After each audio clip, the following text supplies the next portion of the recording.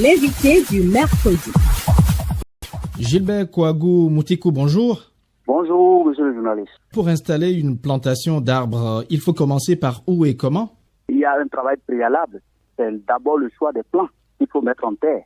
Après, il faut procéder maintenant à un transport rigoureux de ces plants et ensuite suivra l'étape de l'installation qui doit respecter un certain nombre de paramètres, c'est-à-dire le piquetage, la trouaison et la mise en terre. Il faut d'abord évaluer les caractéristiques de chaque terre pour voir l'essence forestier ou au niveau des fruitiers qu'on veut installer sur ce domaine-là. Aujourd'hui, dans un contexte de changement climatique, quelles sont les espèces qu'il faut privilégier?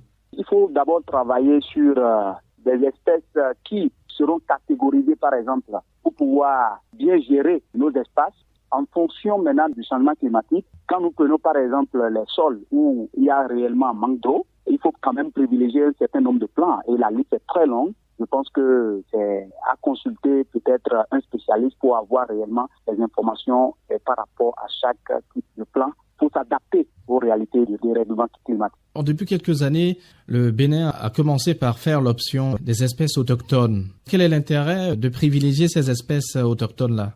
Nos forêts sacrées, qui aujourd'hui constituent une grande base pour la préservation des ressources naturelles, ce sont des espèces autochtones qui sont dans ces forêts sacrées-là. Donc, il est quand même très urgent et prioritaire de valoriser ces espèces dans nos milieux afin de préserver nos ressources naturelles. Mais un pan de la chose, les espèces autochtones dont nous parlons, c'est que ça nous permet d'avoir des semences paysannes. Et pour que nous ne soyons pas aussi dépendants des semences hybrides, ce qui ne peut pas nous faire réellement avancer. Donc, il faut urgemment, prioritairement privilégier les espèces autochtones.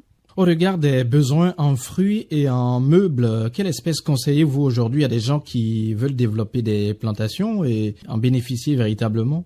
De façon globale, les fruits participent à la sécurité alimentaire. Donc, c'est très important de se pencher sur ce volet-là pour que nous arrivions réellement à atteindre les objectifs que nous défendons pour cette sécurité alimentaire. Du coup, aujourd'hui, vous voyez, nous ne pouvons pas avoir le même comportement que nos parents en 1800 ou en 1700. Ça veut dire quoi? Aujourd'hui, pour que réellement le promoteur de ferme puisse rentabiliser au niveau des fruitiers, il va falloir qu'il se penche réellement sur des fruitiers qui ont des paramètres de performance vraiment meilleurs. Vous pouvez nous citer quelques exemples? Oui, par exemple, nous avons le goyabi amélioré qui produit en 6 mois. Nous avons, entre autres, les papayers, type de production à 3 mois. Nous avons des orangers qui, en moins d'1 an, commencent à produire. Et tout ceci, c'est de façon naturelle. Il y a beaucoup qui confondent et qui pensent que ce sont des OGM, alors que dans le contexte béninois, des OGM sont purement proscrits. Quelles sont les méthodes pour faire le suivi de façon efficace des plantes mises en terre dans une plantation?